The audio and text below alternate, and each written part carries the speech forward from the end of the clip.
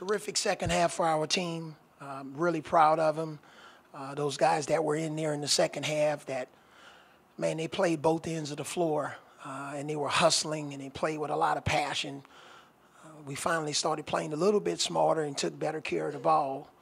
And the performance that Dejon, and specifically Dejon, to start with him, and also Colin in terms of the backcourt, the way they dominated, getting to the basket and making shots for us and making good decisions. And then Dante Hall is in there rebounding for us and, catching those short passes from those guys, being ready. We made our free throws tonight, which is huge for us.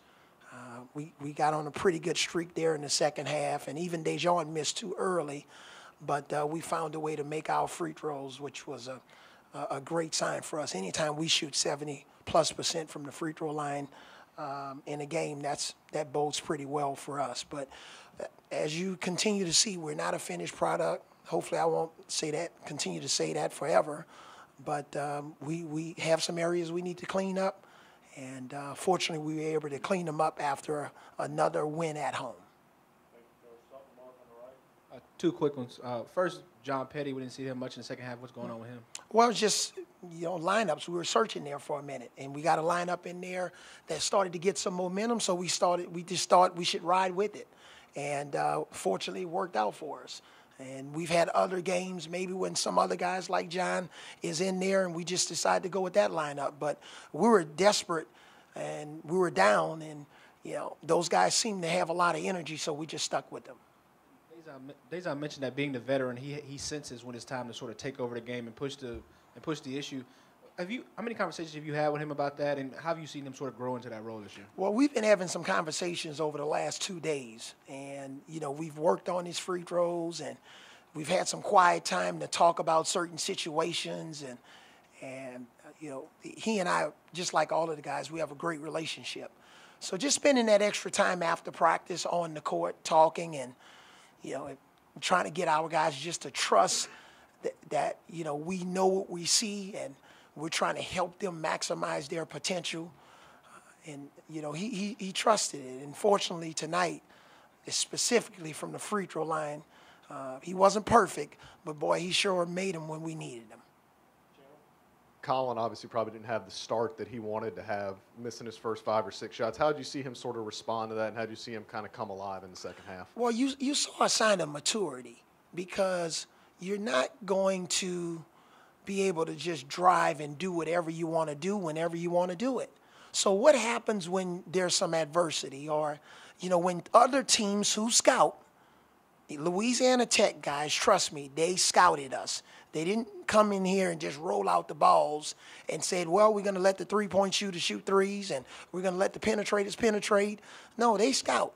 So, they had a game plan of trying to get 3 on the ball when Colin had the basketball, and, he had some tough looks in the first half, but got some better looks in the second half, and then his teammates made him better in certain situations by getting him the ball when he was open. But it's just a sign of maturity. Maybe a month ago or 2 months ago, he wouldn't have been able to respond in situations like this. Speaking of maturity, I guess Riley came in and gave you some valuable minutes. How's it changed your rotation and what you can do with him back from injury? Yeah, it's tough because we thought about starting him tonight, but because we've been getting in some foul trouble early in the game, and offensively we just haven't had the rhythm. But Riley gave us some huge minutes. Alex Reese, both of those guys, Reese and Riley, their numbers are not going to blow you away on the stat sheet. But defensively, the way they helped us, especially when we went to a little bit of a matchup zone to try to slow them down, those guys were critically important. But that's what Riley does. He defends. He's our hard hat guy. And some nights, even if he's not making a three-point shot, he can still contribute to our success. Dejon said that if they missed their free throws, they're going to make them run. They were 16 for 18 in the second half. How much do you think that was a factor? No, that's only in practice. But you look at him tonight with his free throws. He didn't shoot his free throws in 0.5 seconds.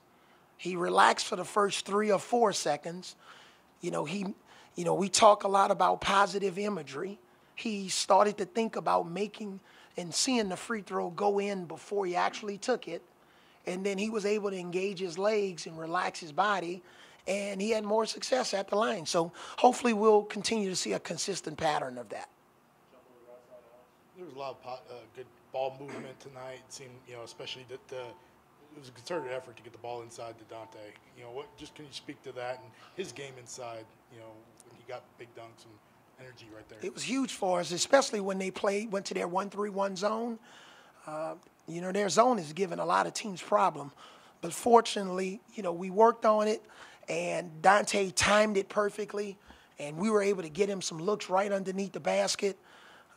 Credit our guys for making on-time, on-target passes. Your plays work a whole lot better when we can do that.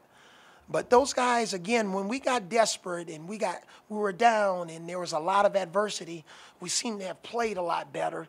We just need to get more minutes, quality minutes, playing that way at the start of the game and throughout the game. Another thing Dazon said was that you're actually a really bad ref during practice. But no, it seemed like there were some frustrating calls from the refs. How do you feel that your team was able to respond to that, and how did they handle that? I think the word is getting out that we don't complain, okay? We do not complain to officials. If there needs to be a clarification on a call, I talk to the official. So even if things didn't go our way, if you thought you got fouled, or if you thought it was a charge, our guys, we're not showing up officials at Alabama, okay? That says something about your DNA and your culture when you can play through adversity. And we sure played through it in our last game. And I think some of the lessons from that game carried over tonight, especially in the second half. But, yes, I am a bad official in practice, and it's intentional. A couple questions, Coach. First, to start the game, Giddens got the 2 quick fouls, but I thought Galen Smith gave you some really good minutes, and he seems to have improved so much since the trip to Canada. Talk about him, and then in the second half, you guys hit that lull offensively, but then Alex Reese sparked you and really, I thought, gave you some hidden minutes there where he really hit the glass and gave you a spark. Yeah, and, as it relates to Daniel, when you've sat out an entire year, all right, or 14 months from playing basketball, it just takes a little time to find your rhythm. And he'll be okay. A couple of fouls there were maybe out of position, so we'll get him in better position, but he'll be fine. But Reese stepped up for us, especially in our zone. Boykins was hot on us in the first half. He made his first 2 threes, and then he was 0 for 9 the rest of the way. And a lot of that was because Reese was in the back of our zone on the right side, and he did a really nice job of understanding, how effective of a three-point shooter Boykins is, and he got out there and really contested his shots, or he denied him the basketball. And then coming off of the Minnesota situation, the 3-on-5, and then tonight where it was an uphill battle until almost the end of the game. They led for most of the game. What have you learned about the competitive spirit of your club? Yeah, I think it's at a high level. We've been talking about that since day one. We easily could have had somebody else on our schedule tonight. We know how good and knew how good Louisiana Tech was. When you look at Bracey, Boykins, Harris, didn't have his best night tonight. Those guys can play at a lot of SEC schools. And they're going to have a chance, again, to either win their conference or come in second and maybe win their conference tournament. That's what we're about in terms of scheduling. We could have had a cupcake night, win by 30, everybody go home happy, or we can experience some adversity, and we experienced a lot of it tonight with Tech. Time for 2 more questions. Anything else? You mentioned Riley Norris' stat sheet not jumping out at you. I'm looking here. Let me put on my glasses. 4 points, 4 rebounds, 2 or 3 charges taken. Looks like pretty good stats to me. Well, I know you're a type of guy, Mark. You want it to be 14 points and 14 rebounds and 4 steals, all right, and no turnovers, all right? And then you tweet about it. Yeah. All right, thanks, guys.